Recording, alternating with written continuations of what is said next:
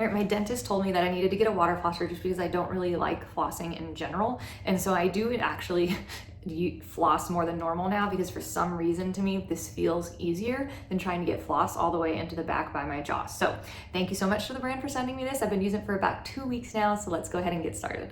All right, let's go ahead and talk about this water pick flosser. So I have actually been using this for about 2 weeks now. And one of the things that I am a big fan of on this one is how much water it holds down here. It holds 300 milliliters. So I can typically get through my whole entire mouth without having to stop and refill. Let's go ahead and talk about the different picks that this comes with. So this one is the one that I tend to use a lot because I have popcorn every night before I go to bed. So I need to make sure that I really get into all of the little crevices. So this is what you want to use if you're trying to attack plaque or get popcorn kernels, for example. It's just more targeted. If you're going for a general clean, which is what I do in the morning, then you would just go ahead and use this lovely thing. This is just the general cleaner, okay? They come with 2 of those general cleaners, all right? Then you also have this one that cleans your tongue. So it gets bacteria and stuff like that off of your tongue. You put it on, you face it down, and then you just slowly go back and forth essentially to get your tongue clean. This one is the one that I will also use at the end of the day because it's for braces essentially, bridges, any kind of like implants in your mouth essentially. I do Invisalign retainers, so I've got the little like knobs on my teeth, and this really cleans around those really, really well, okay? But like I said, I had some popcorn, so we're gonna do this one today. Let me walk you through the different modes. So don't hit on first, okay? Unless you've already been using it and you know the setting that you want. When you press on, it will default to the last one that you did, okay? Now we're gonna go ahead and we're gonna click mode here.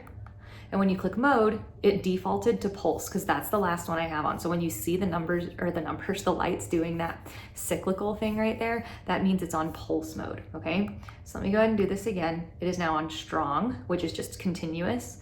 Then it's on soft, which is also continuous. Now the next time I hit it, it's gonna start flashing right here, okay?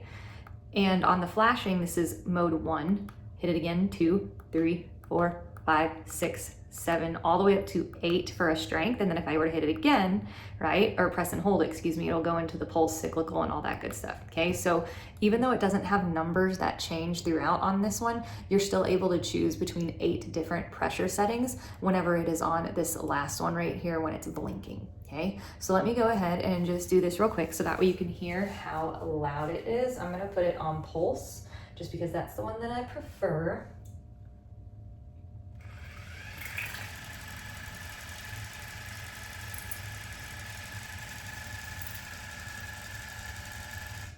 All right, so you could hear it wasn't even that loud. One of the things I like about this, even though it's targeted, it's super, super soft, right?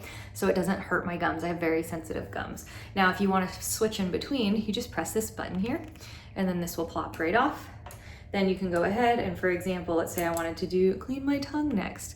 It just clicks right on like so. Pull it a little bit just to make sure, and then you can keep going and getting in clean. If you've never used one of these before, just a heads up, it does take a little bit to get used to it. Make sure your mouth is never open when you're using it. It'll just splash right off your teeth and gums and onto your mirror and get all over the place.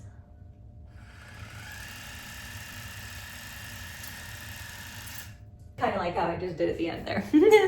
So anyways, this is definitely a good one. I am a fan of it. One of the things that I do at the end is if I haven't used all the water, I'll pour the rest out. And then I just hit the button and push it down, point it down in my sink, and I let all the water run through it until air is coming out, essentially. That is just kind of a thing that I do because I don't like water sitting in it.